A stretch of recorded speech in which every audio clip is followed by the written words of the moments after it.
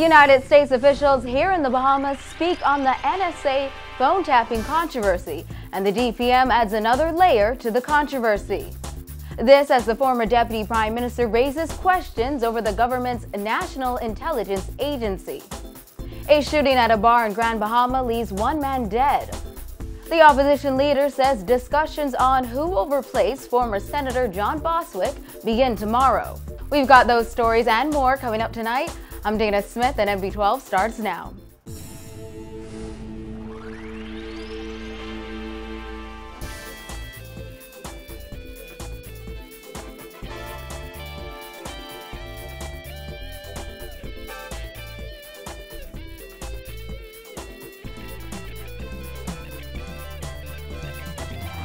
Topping news tonight as the Bahamas government awaits a full report from the United States on claims the NSA recorded and archived Bahamian cell phone calls.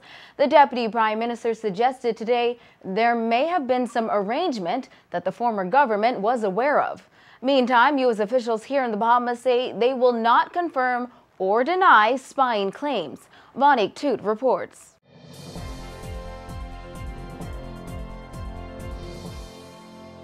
As talks between U.S. and Bahamian government officials continue over the accuracy of U.S. spying claims, Deputy Prime Minister Philip Brave Davis told reporters today there seems to have been an arrangement prior to May 2012. When asked if that implicates the F&M government, Davis would only say there will be more information in the coming days. We have not gotten the explanation yet. It is being said, what they said is that there was this as a result of an arrangement that the government was aware of, and that is what we're trying to get to the bottom of, but we're still awaiting the full report on it. Charts contained in leaked documents suggest the National Security Agency collected, recorded, and archived cell phone conversations in the Bahamas between January 22, 2012 and April 27, 2013. The most active reporting happened between January and April 2012. Davis says U.S. officials have agreed to share information with the Bahamas and will pass it on to the permanent secretary in the Foreign Affairs Ministry as early as today. When pressed on whether it appears as if the former government was aware, Davis said this. I gather this was some arrangement. On one account, it was sometime in 2008, and from reading the newspapers this morning, I gather that this is something that happened in January 2012. We have agreed to abide the undertakings and await the outcome of this, to first of all determine whether the allegations are true, and if true, the basis on which the arrangements took place. And then secondly, what was the purpose? Chargé d'Affaires of the U.S. Embassy in Nassau, John Dinkelman, said today the U.S. government is working very closely with the Bahamas government to meet any queries the Bahamas may have regarding programs the U.S. is engaged in. However, he wouldn't say much more than that. I'm neither confirming nor denying, for the United States does not comment on such things and will maintain communications between the governments in a diplomatic channel. You see, I make no comments regarding matters of intelligence. According to documents allegedly leaked by former NSA analyst Edward Snowden, the NSA is using a surveillance system called Samolget to collect and store full-take audio of every mobile call made in the Bahamas and storing it for up to 30 days. And despite claims the NSA may be recording Bahamian cell phone calls, U.S. Chargé d'Affaires John Dinkelman says the relationship between the U.S. and Bahamian governments is stronger than ever. It has never been stronger and will continue to be one of the closest imaginable in today's world, where we struggle together for freedoms, for peace, and most importantly for the security of both our nations. Deputy Prime Minister Davis echoed those sentiments, noting that government would decide on a plan of action once it has the full information. F&M leader Dr. Hubert Minnis says the opposition awaits that full report, but argued the government shouldn't point fingers. They are now the government, so rather than accusing us of anything, they have access to the files. All they need to do is review the files, and they can show it to the public if they think anything or any involvement with us. So to try and accuse us of anything. All he has to do is review the files. However, Davis insisted he's not trying to make this issue political. The tendency of our local politicians to, as if it's spoke fire, doesn't help public opinion. I think, as I've said before, that we let all the facts be revealed. Reporting for NB12, I'm Vonique Toot. Well, in the midst of the controversy over whether the United States National Security Agency has been spying on local phone calls, former Deputy Prime Minister Brent Simonet is questioning if the Christie administration's National Intelligence Agency, or NIA, may be up to something similar. Simonet told our news team as far as he knows, the government's NIA has no guidelines comparable to similar agencies the world over, such as the United States FBI or CIA. And Simonet is now questioning the protocol and regulations of the NIA. If you look at agencies like the FBI, the CIA, MI6, all around the world, there are very strict guidelines as to how you can collect evidence, who has to approve it. In some cases, a special judge you have to go to.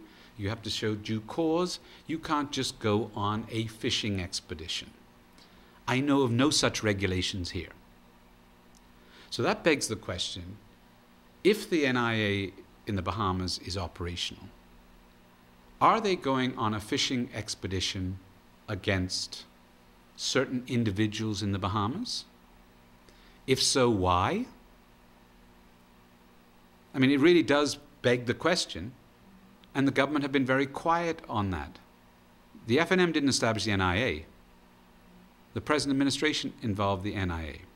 Simonet's questions come amid calls from the opposition MPs to shut down the NIA for fear it may be operating outside the law.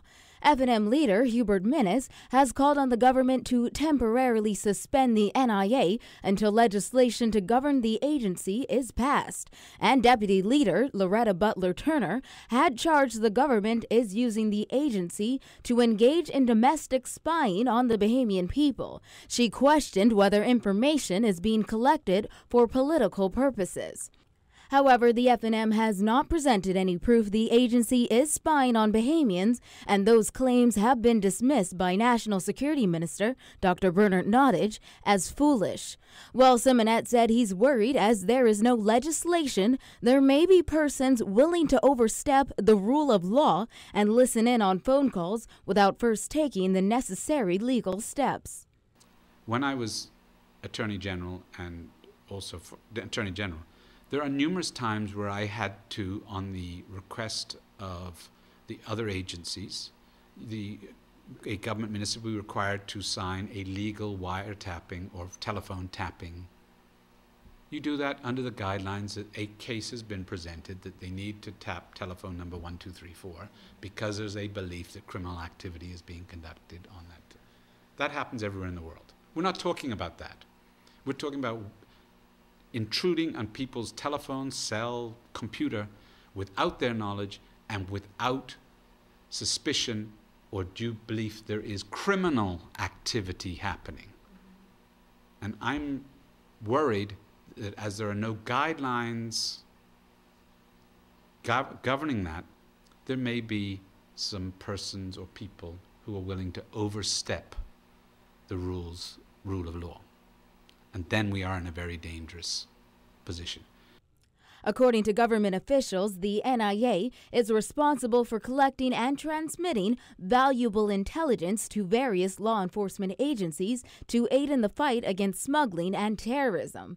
In responding to the FNM's claims, Dr. Nottage said the official opposition is welcome to view the agency and called Butler Turner's spy claims irresponsible. But he added, quote, "The truth of the matter is we are responsible for national security, and security is largely based on intelligence. We have to guard the country against foreign interference, against locals who sometimes work for foreign agencies, and we have to guard ourselves against those who would carry out acts which are akin to terrorism, illegal drugs, firearms, smuggling, and trafficking in persons."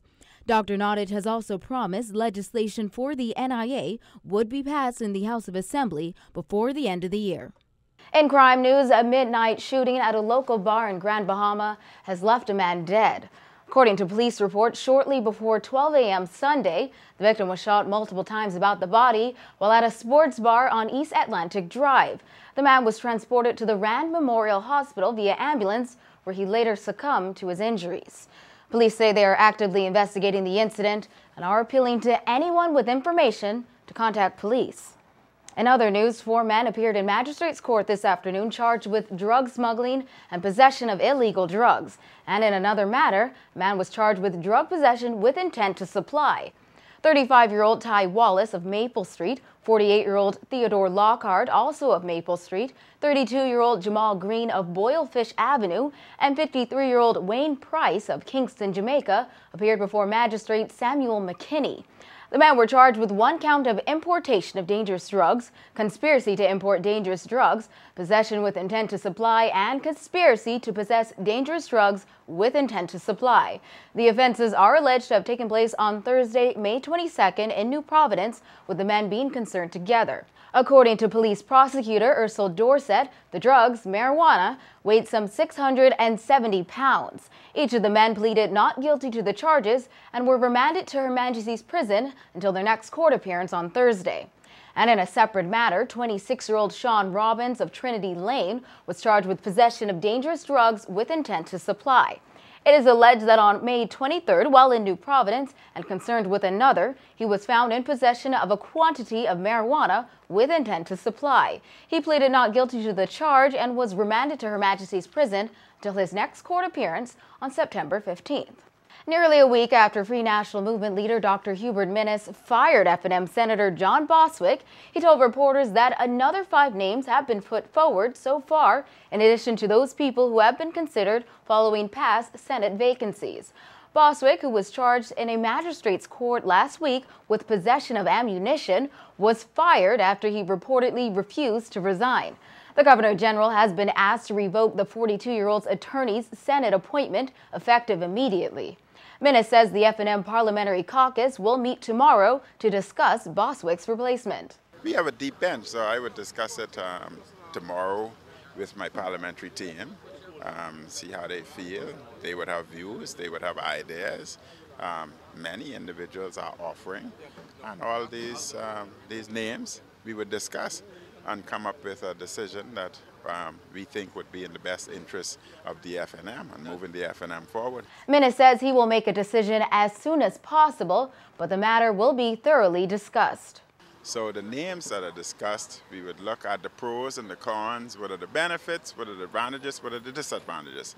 I would assess them all, make determination, and make that final decision. So that final decision is mine.